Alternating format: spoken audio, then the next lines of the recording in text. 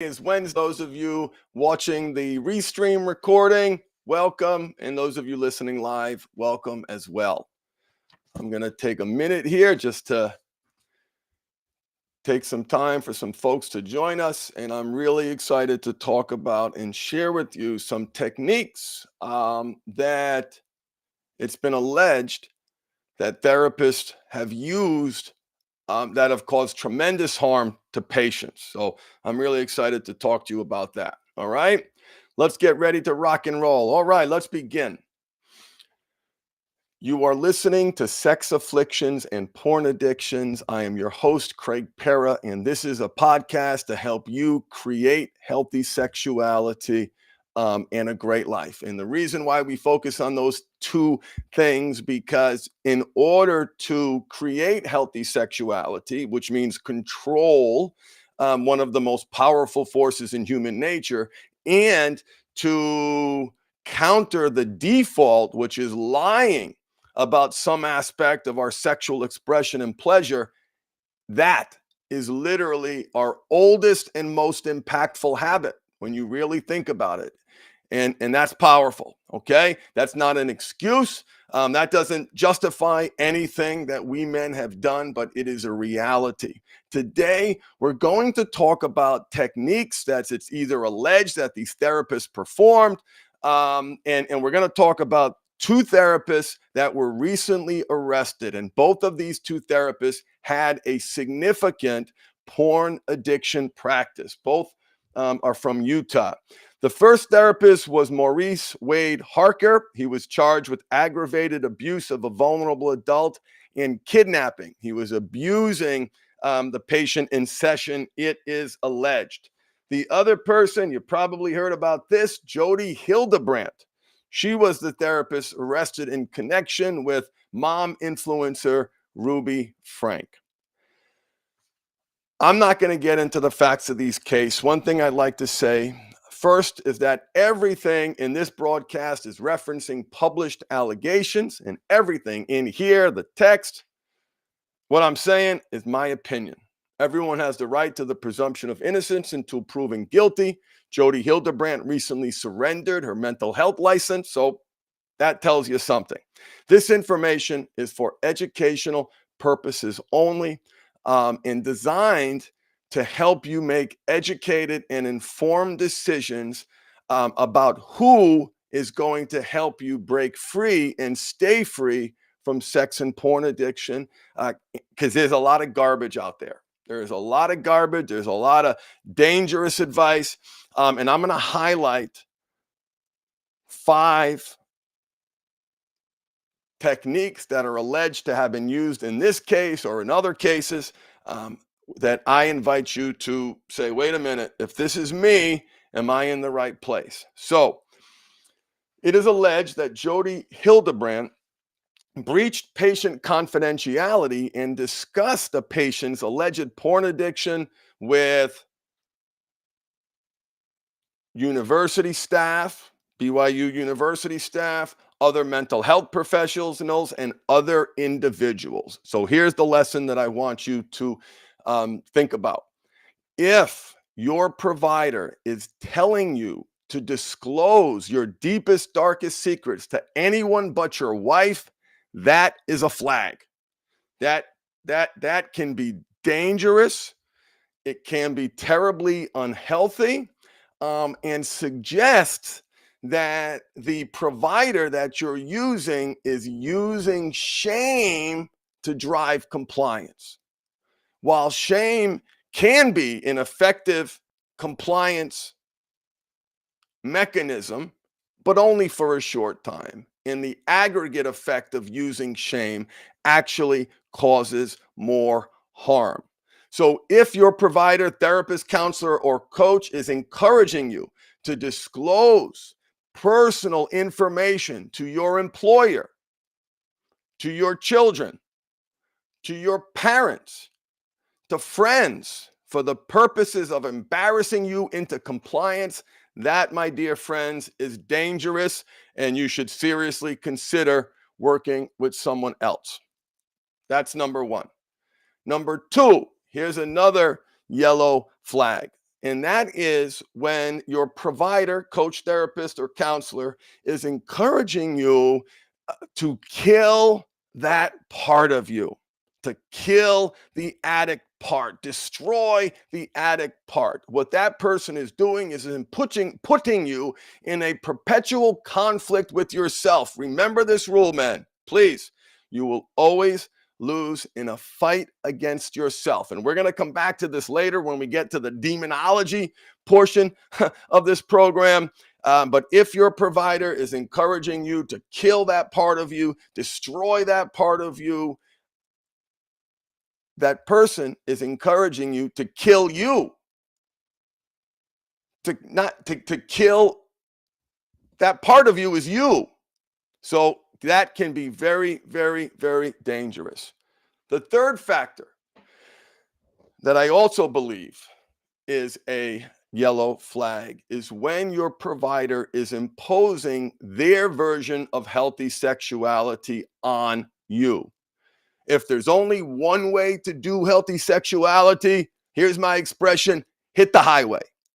And the reason for that is because we are all so unique.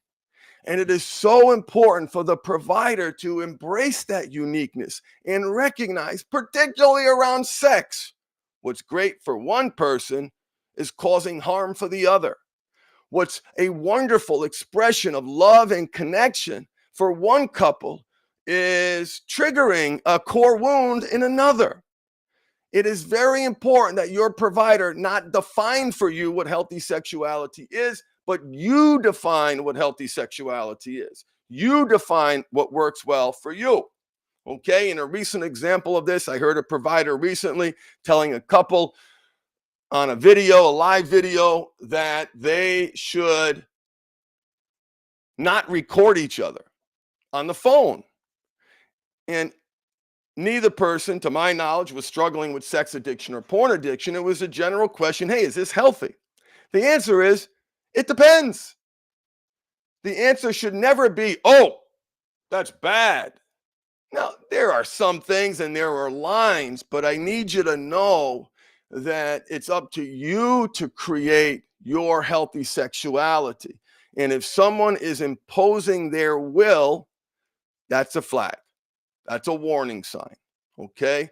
That means that that person doesn't have tolerance and understanding of human sexuality, that doesn't understand the spectrum of human pleasure. What's great for one person is not great for someone else. And it is very important for a provider to recognize that. Now, if you join me late, don't worry. I'm going to do a quick recap before. And if you have any questions, please write them in the chat. And that way, at the end, I'll get to your questions. So far, well, I'll do the recap later. The fourth factor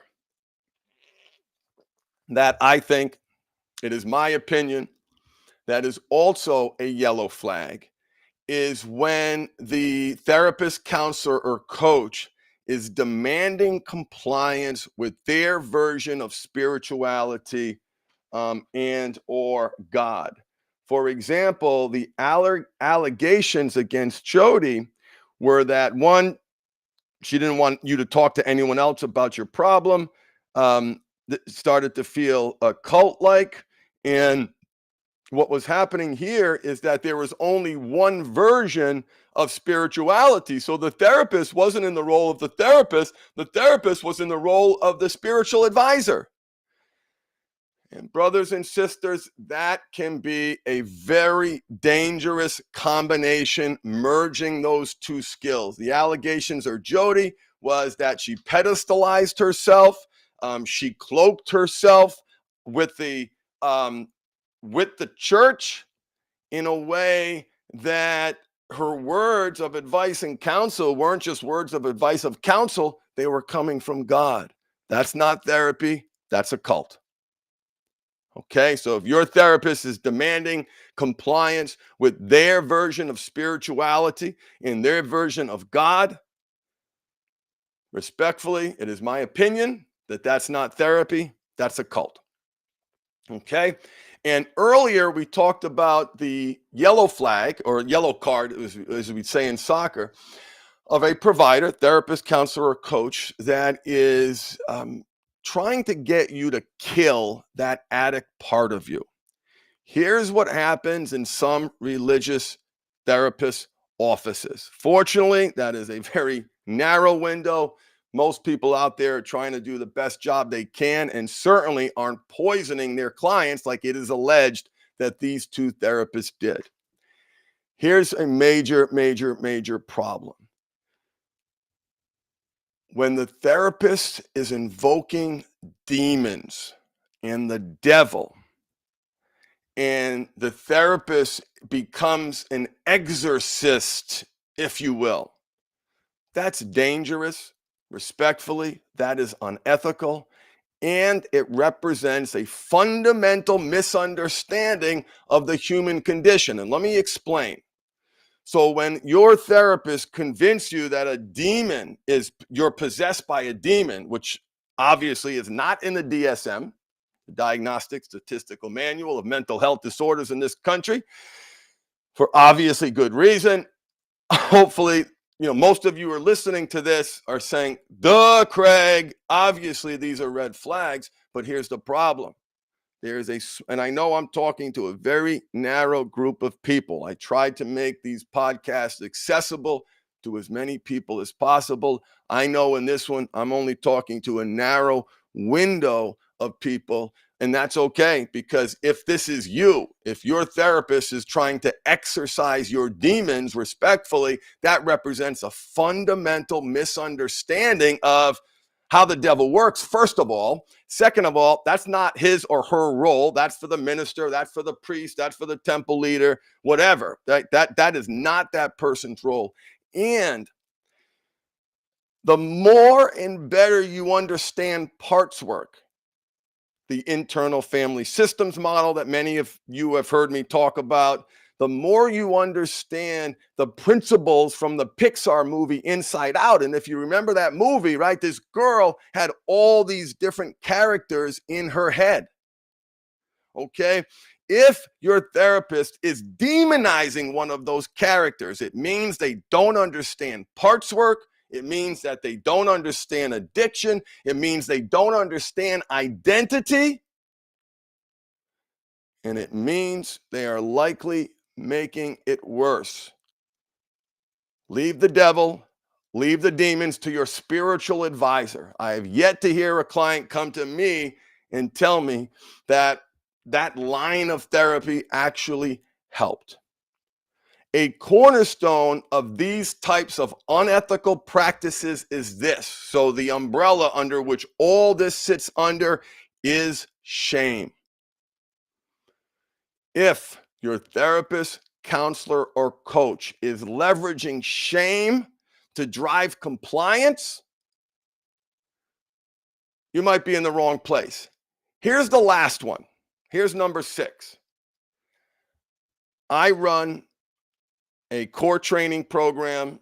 It's $500 for the 16-week program, 3 monthly payments of $185. And listeners to this podcast, by the way, get 36% off if you use the coupon code podcast. How was that? I snuck in the commercial there. I recently surveyed the guys in that program, and I said, how many of you are working with or have worked with a therapist or counselor? And 3/4 of them said yes. I asked them, how many of your therapist, counselor, or coach have led you to believe that beating your sex and porn addiction is easy? Now, I didn't expect these results.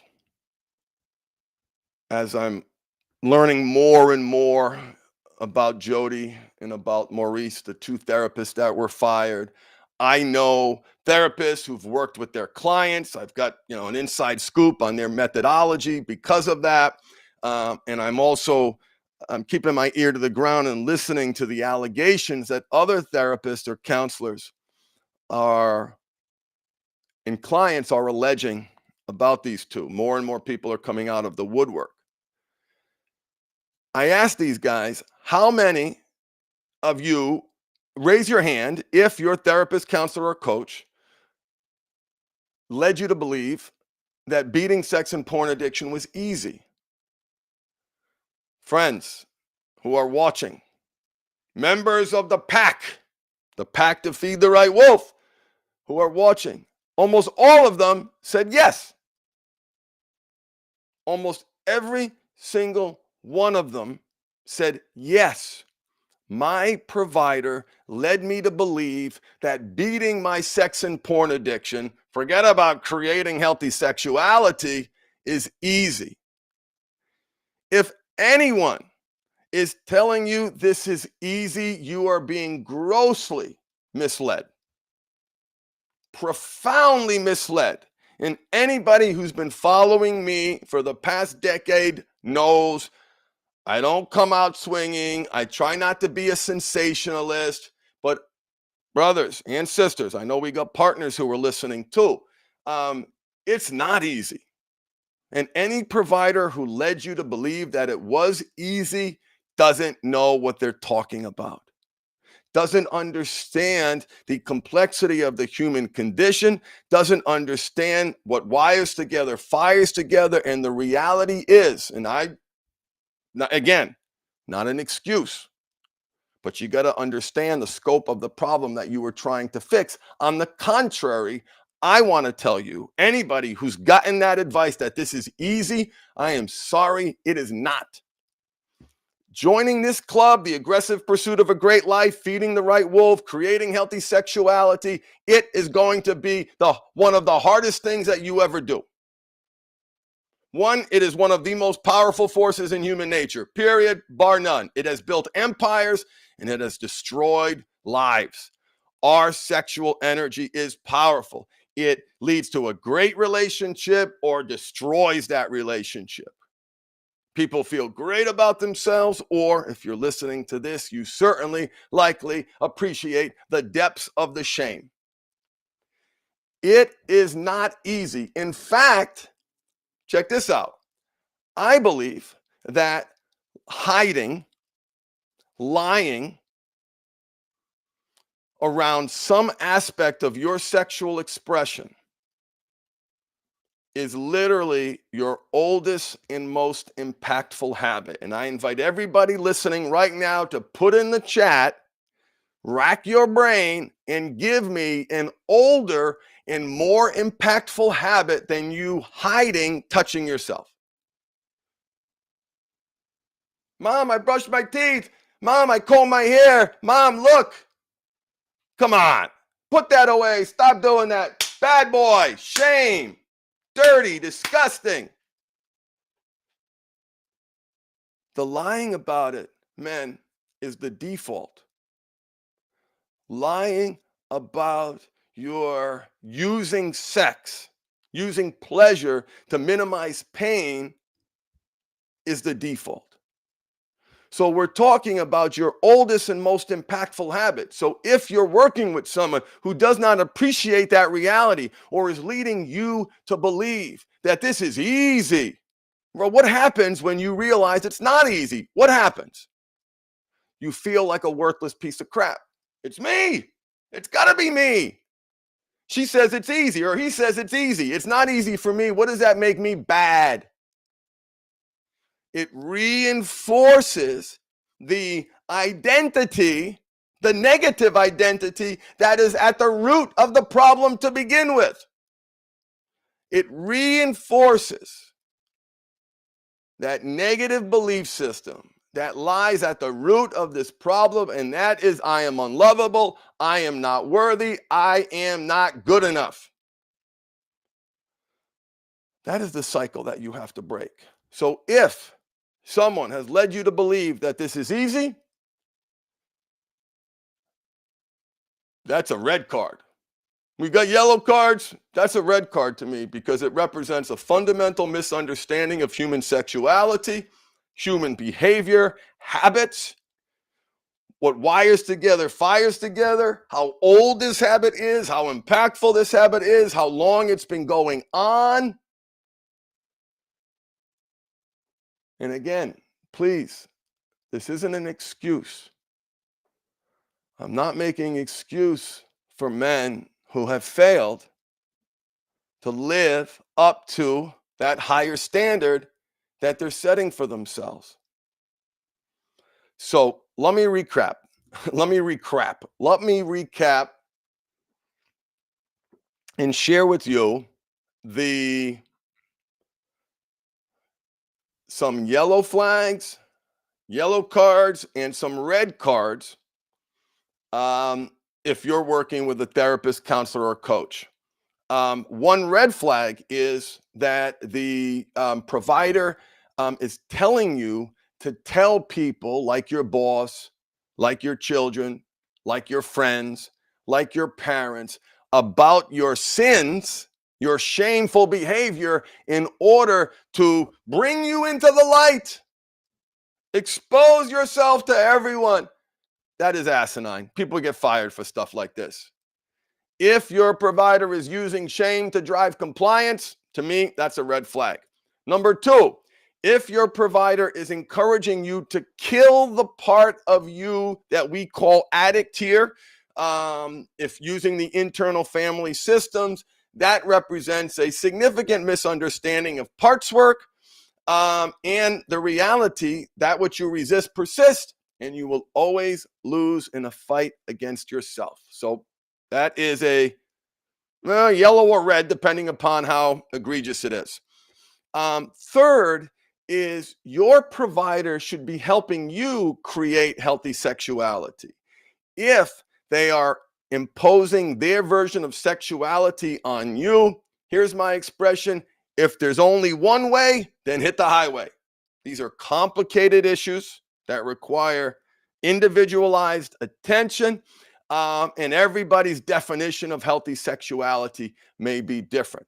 And there's a difference between sharing options and imposing. Here's another aspect. The fourth thing that I want to mention is if your provider is demanding compliance with their version of spirituality and God, when your therapist, counselor, or coach assumes the role of prophet or spiritual leader, that's not therapy, that's a cult. There is a commingling of disciplines that ultimately may cause serious harm. Last but not least, if your provider is invoking demons, if your provider is claiming that you are possessed, that is a fundamental, again, misunderstanding of parts work. You will always lose in a fight against yourself.